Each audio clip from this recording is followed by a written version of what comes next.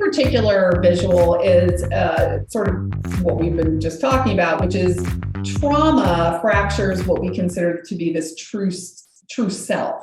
So in step one, we start off as whole.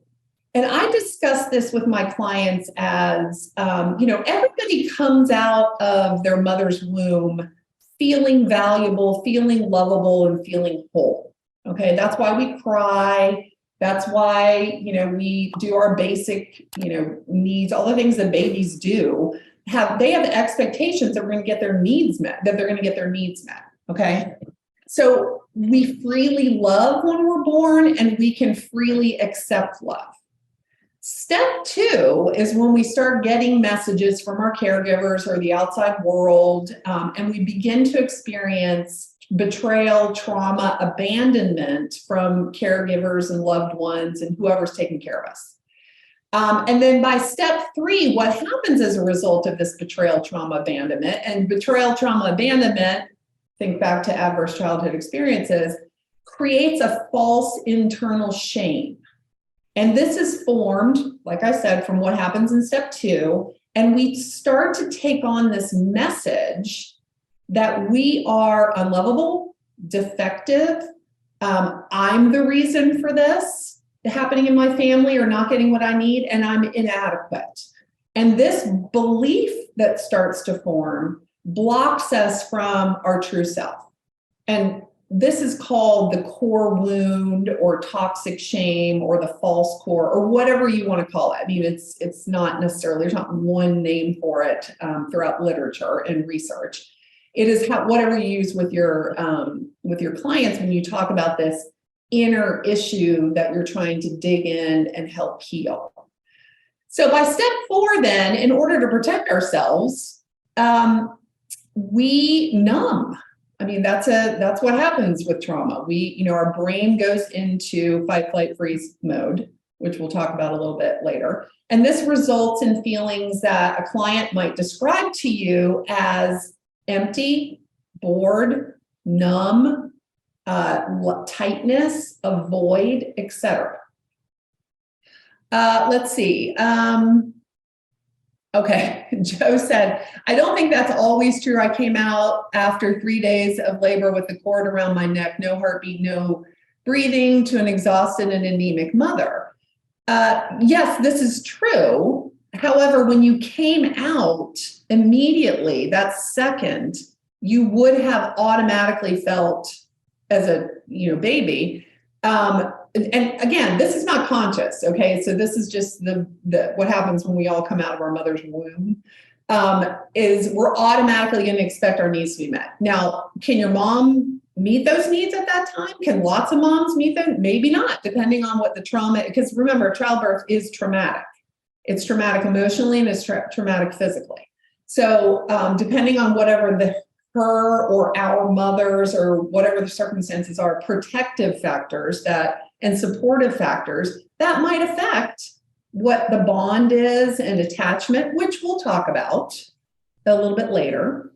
That sort of thing that's what I'm talking about. Like there's this initial coming into the world where we actually instinctively have an expectation of becoming attached to someone, having our needs met, and all that kind of stuff. And if there are events happening in the world that we can't control, like having a traumatic birth, or mom's has some outstanding issues as a result, that can definitely affect things. Let's see. Do we presume all babies are joyful at birth? We're presuming that babies expect their needs to be met. We're not presuming that all babies are joyful. The reason why is because we know that, unfortunately, there are babies that are born addicted. There are babies that do have some extreme things that happen during childbirth, that kind of thing. But in general, babies are going to have a reasonable expectation that their needs are met. This is very primitive, very basic. Okay, we don't want to read too much into this. Okay, because as soon as they enter in the world, then outside entities are going to affect them. Okay. How important is it to identify the specific past trauma with the current symptoms of trauma form a toxic relationship? What if they can't or won't? That's fine. You do not need to go into any kind of details about past trauma. What you do want to do, and we'll talk about this a little bit later, is identify whether there was trauma of some type, and they're not necessarily going to identify this as trauma. Okay, this is not something people come in. I was thinking about this when I was working out earlier today, about clients don't come in and say, I think I've been traumatized. That's not necessarily what the verbiage is. Generally, they're going to come in and say, this is my experience. There's something wrong with me. Okay. They're not using verbiage of trauma. They're not connecting it necessarily to the past in their childhood. They're not identifying what happened in their childhood as even problematic in many cases. Okay, so what we're doing though is collecting some information so that you then, as the clinician, can say, okay, we really are dealing with somebody who has experienced trauma in their past or abuse, whatever you want to call it. And depending on where you are in that relationship, that therapeutic alliance with your client, you can then discuss that behavior that your mother engaged in or your father engaged in or your foster parent or your aunt or your grandma or whoever was the caregiver, whatever that was, had a negative impact on you.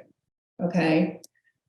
This is also very important. When I talk to clients about all of this, I make sure that I say, we are just collecting information about your story. We are not throwing anybody under the bus. We work from the presumption that everybody is doing the best they can. Okay, that is critical when you're dealing, particularly with people that have experienced trauma and abuse.